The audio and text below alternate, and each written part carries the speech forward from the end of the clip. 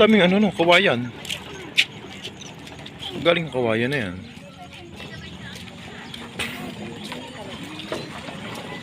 Bunso. Oh? Ang laki pa ng tubig para talaga yun. Laki pa ng tubig. Oh, wala yatang ano. Walang tulya.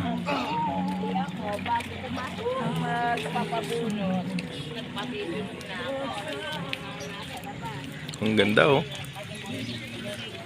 Laki pa rin ng tubig. Ay, yung mga aso ay oh. Natrap yung mga aso doon. Ay, mga aso. Yun. Ay, yung mga aso ay oh. Kawawa yung mga aso.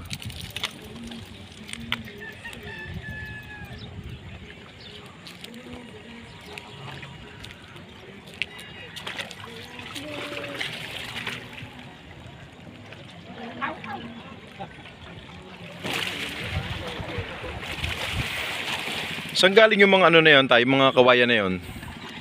Ayun yung mga kawayan na yun. Sa bundok? Ano yung binibenta? Ah, pang ano, ang tawag doon? Pantusok? Ah, okay. Laki pa rin ng tubig, ano? Klaseng ka ano lang nito, ano tayo, ano? Eh, yung baha, klaseng kabababa lang nito, ano? Ano, itong bagyong ano? Ano nga ang bagyong dumaan? Oh, Christy. Ah, Christine pala, no? Christine, oh. Oh. Kaninong ano to? Ito. Ang bahay na yan. Harris House. Taga riyan, taga doon sa Batisa. Nakikita ko dyan yung classmate ko eh. May mga aso. Oh, may mga aso. Wala nagpapakain, wala nakatigil dyan eh. Oh, baka ano, baka inuuwian naman nila. Sa gabi, ano? Apo, nasa pagka ano, baka mamaya nandyan. Yung paggabi, kaya lang. Siguro taga-bantay talaga yan dyan. May bagyo. Ang taas niyan, pagka ano, pag... Yung dalawang pubo dyan, sa tabi dyan. Apo. Bumagyo.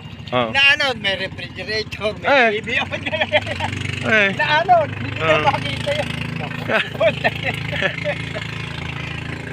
Hindi na makita. Naku, walang itinira, pati mo nagtapit.